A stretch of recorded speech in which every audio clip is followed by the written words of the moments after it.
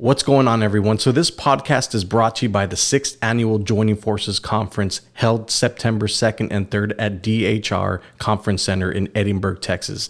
This is brought to you and hosted by the Children's Advocacy Center of Hidalgo and Starr counties. You can register online at cachidalgo.org/events.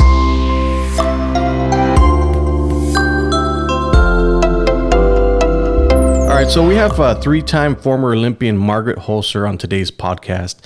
And one of the reasons why I wanted to have her on the podcast is because April is National Child Abuse Awareness Month.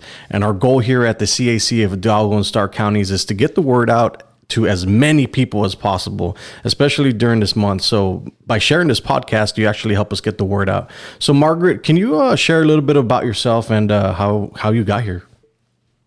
Yeah. So I am Olympian, and I was sexually abused as a child and went public with that information in 2008 after the 2008 Olympics.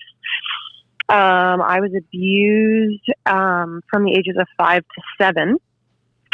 Told my parents when I was 11.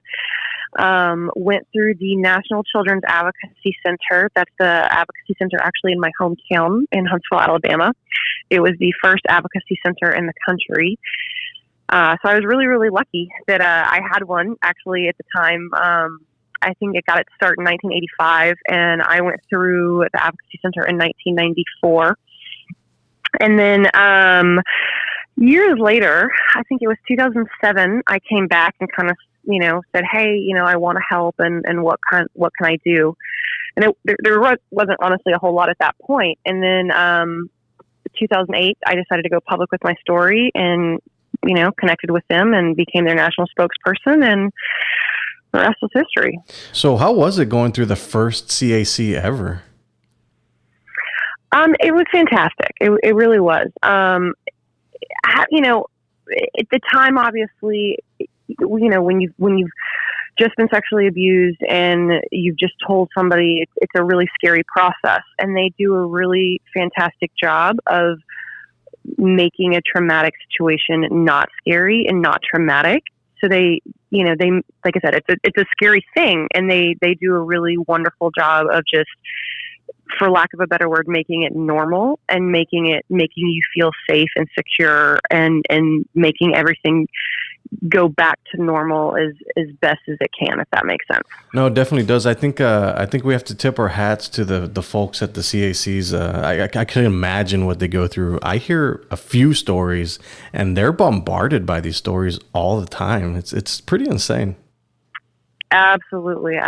No, the statistics are staggering. I mean, it happens 1 in 4 girls, 1 in 6 boys. It happens a lot. Absolutely. So when we were talking the other day on the phone, we as the CAC were trying to move away from the word victim as opposed to survivor, but you had different thoughts on that. Can you tell us your thought process on that?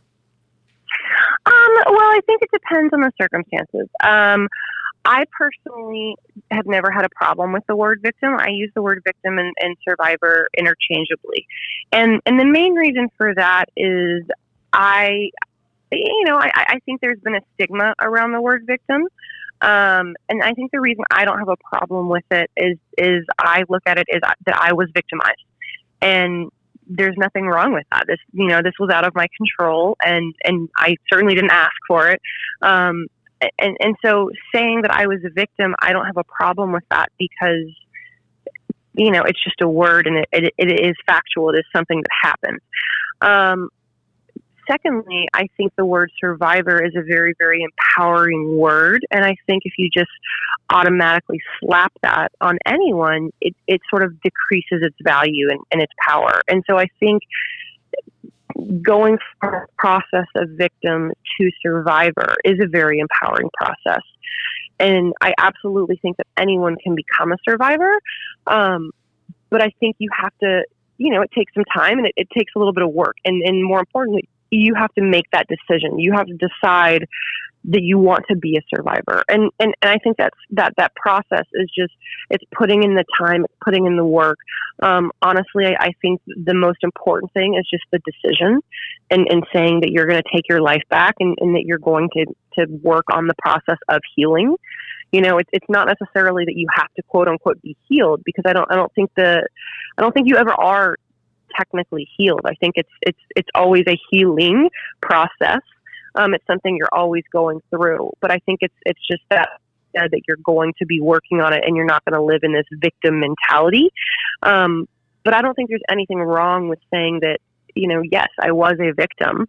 That's fine, because you were, and that doesn't make you any less empowered by acknowledging that. I think it's actually powerful to acknowledge the fact that something was taken out of your control, and that's okay. And you're absolutely right, because I think the goal of this podcast and other podcasts and getting information out is to give people tools, because obviously there's a lot of other people that are going through the same thing, but hearing somebody that actually went through it will give them enough guts to come forward and to be able to share their story. Obviously, if they've been sheltered in and they have nobody to talk to. What do you think about that? Yeah, I 100% telling their story is so important. I always tell people to be a squeaky wheel. I was very, very lucky in the fact that the first two people I told my 11-year-old friend. Again, being in Huntsville, Alabama, we had sexual abuse education in schools. So having sexual abuse education in schools is so important. I told my 11-year-old friend was the first person, and she knew what it was. She recognized it and said, Margaret, you were molested. Obviously that's not a word in your everyday 11-year-old's vocabulary. So first of all, that's a huge deal. But she believed me, and then she understood and recognized it and said, you need to tell your parents. Which was basically, you need to tell a trusted adult. And then I went home that day and I told my mom, and my mom believed me. And so I was very, very lucky that the first two people I told believed me. Unfortunately, that's not very common, and that's not often the case. A lot of people tell and they're not believed the first time. And so, I can't reiterate enough. Just like I said, being that squeaky wheel, tell. If you have to tell 85 people, tell 85 people. I wish that everybody would be as lucky as I was, and that the first two people they would tell would believe them. But sometimes you just have to keep telling, because there are people that will believe you, and there are people that will listen and that will help you. There's people that want to help you. But unfortunately, sometimes you just have to, keep telling it a couple more times until you find that person that's going to listen. What was going through your head right before, you were about to take this new journey? I honestly don't remember. I know as an 11-year-old, I was at that age where we had just started, talking about boys, and I, starting to be interested in boys. And my friend and I were going through for a walk in the neighborhood. And like I said, I think we were talking about our little fourth grade crushes. And for whatever reason, that connection about talking about whoever we liked in our fourth grade class is kind of what the connection was. And somehow that relationship made me want to bring it up and made me want to talk about it.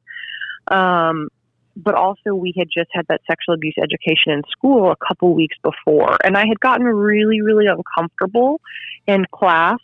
We had watched a series of videos, and watching the videos, I'd gotten really uncomfortable in class. And so even though that didn't prompt the disclosure immediately, and I didn't 100% connect the dots watching that, I think it had been kind of, sitting in the back of my brain, kind of tumbling around back there.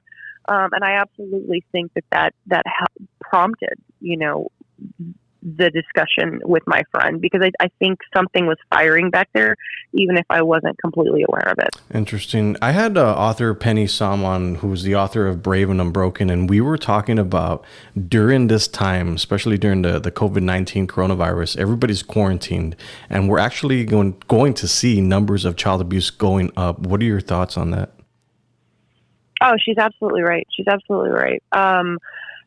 Right now the circumstances, unfortunately, are perfect for child abuse. I actually did a talk several years ago, right after the Gulf oil spill, And statistically, whenever there's a natural disaster or like the economy kind of crashes, the rates of sexual abuse, sexual violence go up. And it has to do with, people losing their jobs, being home when they wouldn't normally be, turning to drugs and alcohol, and, having general anxiety and depression, that kind of thing. And so all of that is happening right now, right? You have kids at home, you have adults at home that wouldn't necessarily be, people are losing their jobs. Obviously there's going to be anxiety and depression around that. People might be turning to drugs and alcohol to cope with that. There's people stressed out, obviously, because of the disease itself, and then, just the whole run the gamut of emotions. And then, just like I said, the economy with everything, people don't know how long this is going to last. So I would say absolutely the rates are going to go up. Then you have the healthcare workers on the front lines. A lot of those people and people that are considered essential workers that are still working, they might have their kids in school or staying in a daycare, and a lot of those, obviously those places are closed now. And so, they might be leaving their kids with babysitters or with neighbors that they don't know that well. And maybe they had, vetted the daycare, and they felt confident that that place was safe, but now all of a sudden they had to kind of quickly find somebody to watch their kid because they're working in a hospital. So, there's definitely, I think, a lot of situations that people were put in that weren't necessarily planned or aren't necessarily the situation they originally had. So absolutely the rates are going to go up. It's a very interesting time that everybody's going through. I know over here in Hidalgo County is like when I was trying to reach out to elected officials, it's kind of like, well, everybody's kind of scrambling to figure out what to do, how to do it, how to be safe, how to keep our kids safe. It's a very interesting time right now. But let's talk about social triggers that people can identify right now, because what I've always understood is that there's a lot of people that have a thought about child abuse is happening in their home, but they never say anything. They always think something. So what are some social triggers that people can identify? I think like first of all, if you ever suspect something, if you ever think something is happening, you want to report it. You don't have to have evidence that something is happening in order to report something. I think there's this misconception that you're going to like walk into the room and you're going to see something happening. And the reality is that that's just never going to happen. You're never going to walk in and see a child getting raped or just something happening. The odds of that happening are just practically non-existent. So it's going to be a feeling. It's going to be a gut feeling that something is just not right. And I can't really explain it any better than that, but it's like I said, it's kind of those little red flags that go off in your brain that just say something doesn't feel right. And maybe you can't put your finger on what doesn't feel right, but it's just something in your gut just doesn't sit well, and you don't feel right about something. And you can always report on that. And that's kind of what you have to do.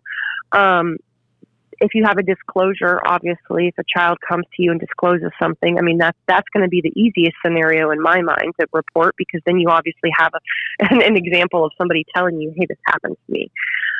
Kids don't make this stuff up. They don't lie. They don't watch TV shows and hear things. That just doesn't happen. If a kid comes to you and says, this happened to me, you need to take them at their word, and you absolutely need to report. I think it's a lot harder for people when they have that gut feeling and they're trying to kind of rationalize their way through that. And that's kind of where, like I said, if you've got that gut feeling and something doesn't feel right, you can absolutely report on that. You don't have to have quote unquote hard evidence.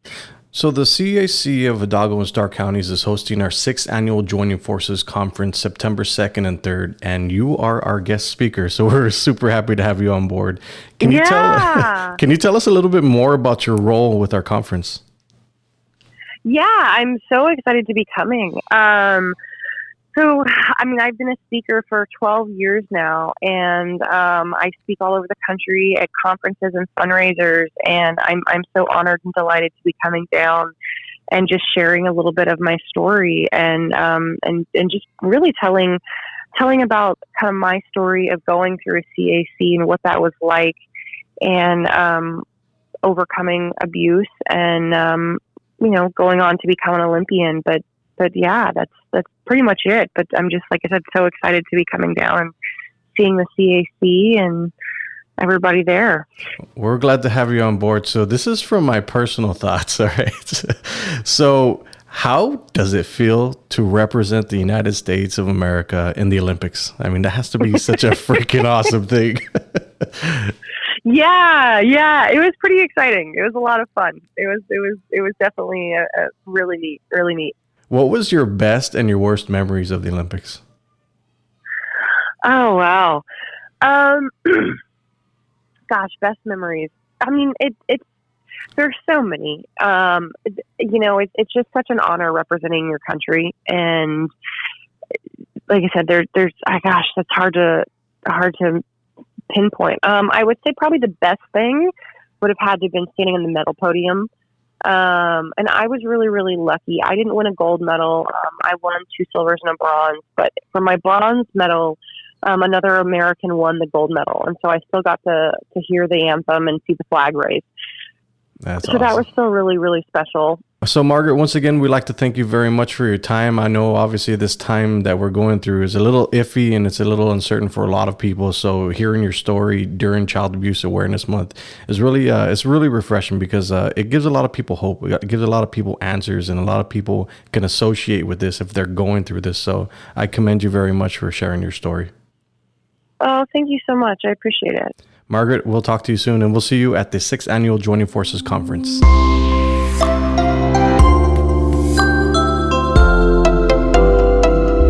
All right, everyone, if you like what you heard, please share our page. We're trying to get the word out about Child Abuse Awareness Month this whole month long to as many people as possible. So sharing our page will help us get the word out. See y'all later.